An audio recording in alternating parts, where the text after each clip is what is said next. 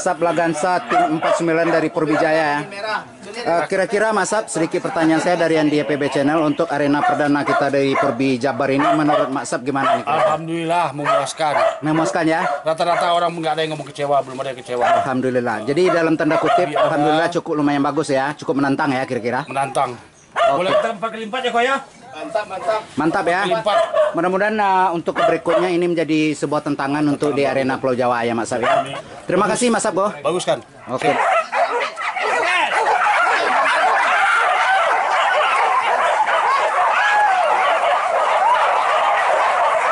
Bang Rido dari tim SBL Exis ya, Purbijaya. Ya.